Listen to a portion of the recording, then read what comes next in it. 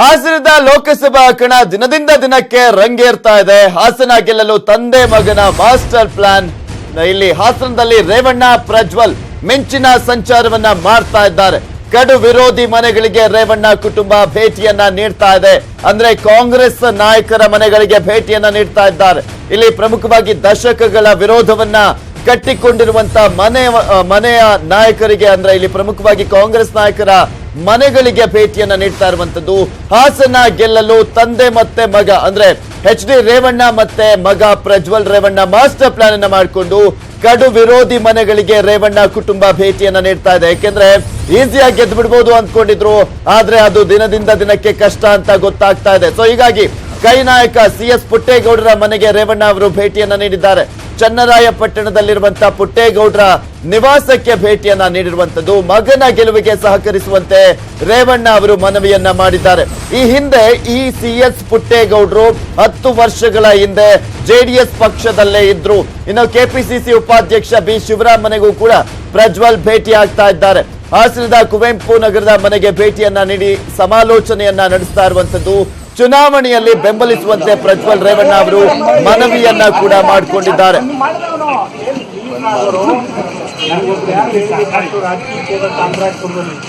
ದೇವರಿಗೆ ಪೂಜೆ ಮಾಡುವಾಗ ಯಾರು ನಮಸ್ಕಾರ ಮಾಡು, ಓಟ್ ಕೇಳೋದಾಗ ಯಾರು ನೀವು ಲೀಡರ್ ಅಂತ ಒಪ್ಕೊಳಕ್ಕಲ್ಲ ಜನ ಅಂತ ಹೇಳಿ ಲೀಡರ್ ಆಗೋರು ಅದೇ ಇದು ಮಾಡ್ತಾರೆ. ಒಳ್ಳೇದಾಗಲ್ಲ ಒಳ್ಳೇದು. ಓಟ್ ಕೇಳಕ್ ಹೋದಾಗ ಎಲ್ಲೂ ನಮಸ್ಕಾರ ಮಾಡಿ ಹೇಳ್ಬಿಟ್ರೆ ಅದು ದೇವಸ್ಥಾನೋ ದೇವಸ್ಥಾನಕ್ಕೋ ಹೋದಾಗ 10 ಜನಕ್ಕೋ 5 ಜನಕ್ಕೋ ಹಿರಿಯೋರ್ಗಿಂತ ಮಾಡ್ಕೋತಾರೆ. ನನಗೊಬ್ರು ಕಾಂಟ್ರಾಕ್ಟ್ಪುರದಲ್ಲಿ ಸಣ್ಣಪ್ಪ ಅಂತ. ಇನ್ನು ಈ ಕುರಿತಂತೆ ಹೆಚ್ಚಿನ ಡೀಟೇಲ್ಸ್ ಅನ್ನ ನೀಡ್ತಾರೆ ನಮ್ಮ ಪ್ರತಿನಿಧಿ ಅಶೋಕ್, ದೂರವಾಣಿ ಸಂಪರ್ಕದಲ್ಲಿದ್ದಾರೆ. ಎಸ್ ಅಶೋಕ್, ಪುಟ್ಟೇಗೌಡರು JDS ನಲ್ಲೇ ಇದ್ದಂತವರು, 3 ಬಾರಿ ಶಾಸಕರಾಗಿದ್ರು, ಆಮೇಲೆ ಟಿಕೆಟ್ ಕೊಡ್ಲಿಲ್ಲ ಅಂತ ಕಾಂಗ್ರೆಸ್ಗೆ ಹೋದಂತವರು ಈಗ ಎಷ್ಟರ ಮಟ್ಟಿಗೆ ಸಪೋರ್ಟ್ ಮಾಡಬಹುದು? ಮತ್ತೊಂದ್ ಕಡೆ ಶಿವರಾಮ್ ಅವರನ್ನ ಕೂಡ ಭೇಟಿ ಮಾಡಿದ್ದಾರೆ. ಅವರ ಮುನಿಸೆಲ್ಲ ಈಸಿಯಾಗಿ ಕರ್ಗೋಗ್ಬಿಡುತ್ತಾ ಅಂತ? ಪೃಥ್ವಿರಾಜ್, ಏನೀಗ JDS ನ ಅಭ್ಯರ್ಥಿ ಆಗಿರುವಂತಹ ಪ್ರಜ್ವಲ್ ರೇವಣ್ಣ ಮತ್ತು ಅವರ ತಂದೆ ಲೋಕಸಭೆ ಸಚಿವ HD ರೇವಣ್ಣರವರು ಕುಟುಂಬ ಸಮೇತ ಏನು ಮಾಜಿ ಶಾಸಕ ಪುಟ್ಟೇಗೌಡರ ಮನೆಗೆ ಭೇಟಿಯನ್ನು ನೀಡಿದ್ರು. ಮತ್ತೊಂದು ಕಡೆ ಕಾಂಗ್ರೆಸ್ನ KPCC ಉಪಾಧ್ಯಕ್ಷ ಮತ್ತು ಮಾಜಿ ಸಚಿವ B ಶಿವರಾಮ್ರ ಮನೆಗೆ ಭೇಟಿ ನೀಡಿದರು. ಅಂದ್ರೆ ಇವರಿಬ್ರು ಕೂಡ ದೇವೇಗೌಡರ ಕುಟುಂಬಕ್ಕೆ ಸುಮಾರು ದಶಕಗಳ ಬದ್ಧ ವೈರಿಗಳಾಗಿರುವಂತಹದ್ದು. ಇವರ ಮನೆಗೆ ಈಗ ಇವರು ಏನು ಕಾಂಗ್ರೆಸ್ ಮತ್ತು JDS ಮೈತ್ರಿ ಇರುವ ಕಾರಣದಿಂದಾಗಿ ಬೆಂಬಲ ನೀಡಿ ಎನ್ನುವಂತ ಮನವಿಯನ್ನ ಮಾಡಿದ್ರು.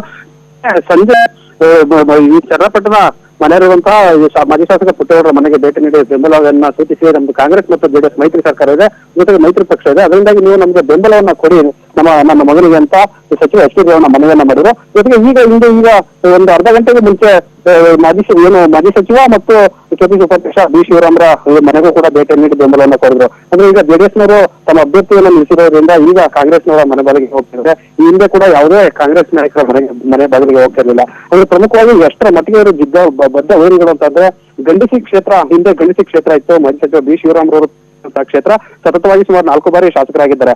ಆ ಗಂಡಸಿ ಕ್ಷೇತ್ರವನ್ನ ಕ್ಷೇತ್ರ ವಿಂಗಡಣೆ ಮಾಡುವಂತ ಸಂದರ್ಭ ಇಡೀ ಗಂಡಸಿ ಕ್ಷೇತ್ರವನ್ನ ತೆಗೆದಾಕಿ ಅರಸೀಕೆರೆ ಕ್ಷೇತ್ರ ಮತ್ತು ನರಸೀಪುರ ಕ್ಷೇತ್ರ ಈ ರೀತಿ ವಿಂಗಡಣೆ ಮಾಡಿ ಇಡೀ ಗಂಡಸಿ ಕ್ಷೇತ್ರವನ್ನ ಇವರು ತೆಗೆದಾಕಿ ಬೇರೆ ಕ್ಷೇತ್ರವನ್ನ ಮಾಡಿದ್ರು. ಅದರಿಂದ ಅದ್ರ ಅಷ್ಟರ ಮಟ್ಟಿಗೆ ಬಿದ್ದಿರುವಂತದ್ದು.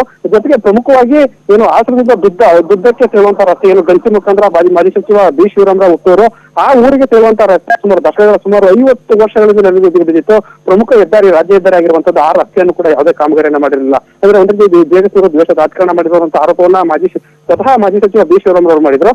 ಈ ರಸ್ತೆಯನ್ನು ಕೂಡ ಮಾಡಿರಲಿಲ್ಲ. ಅಷ್ಟರ ಮಟ್ಟಿಗೆ ಇಲ್ಲಿ ದ್ವೇಷದ ರಾಜಕಾರಣ ಇತ್ತು. ಆದ್ರೆ ಈಗ ಈ ಮೈತ್ರಿ ಪಕ್ಷದಿಂದ ಅಭ್ಯರ್ಥಿ ಘೋಷಣೆ ಆದಂತಹ ಹಿನ್ನೆಲೆಯಲ್ಲಿ ಪ್ರಜ್ವಲ್ ರೇವಣ್ಣಿಗೆ ನಾವು ಸಪೋರ್ಟ್ ಮಾಡಿ ಅನ್ನುವಂತಹ ಮನವಿಯನ್ನ ಮಾಡಿದ್ರೆ, ಮತ್ತೊಂದ್ ಕಡೆ ಮಾಜಿ ಶಾಸಕ ಅವರಿಗೆ ಎಲ್ಲಾ ರೀತಿಯ ಬೆಂಬಲವನ್ನ ಕೊಡ್ತಕ್ಕಂಥದ್ದಕ್ಕೆ ನಮ್ಮ ಕಾರ್ಯಕರ್ತರನ್ನ ಎಲ್ಲರನ್ನು ಸೇರಿಸ್ಕೊಂಡು ಚರ್ಚೆ ಮಾಡಿ, ನಾಳೆ ಸಿದ್ದರಾಮಯ್ಯನವ್ರ ಜೊತೆನೂ ಕೂತು ಚರ್ಚೆ ಮಾಡಿ, ನಂತರ ನಮ್ಮ ನಿಲುವನ್ನು ಹೈಕಮಾಂಡ್ ನಿಲುವಿಗೆ ತಕ್ಕಂತೆ ಮತ್ತೆ ನಮ್ಮ ವರಿಷ್ಠರ ನಿಲುವಿಗೆ ತಕ್ಕಂತೆ ನಡ್ಕೊಳ್ಳಿ. ಈಗ ಅವರು ಬೆಂಬಲ ಯಾಚಿಸ್ಲಿಕ್ಕೆ ತಮ್ಮ ಹತ್ರ ಬಂದಿದ್ದಾರೆ ಸರ್.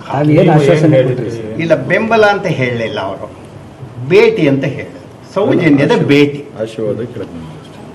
ಅಷ್ಟೇ.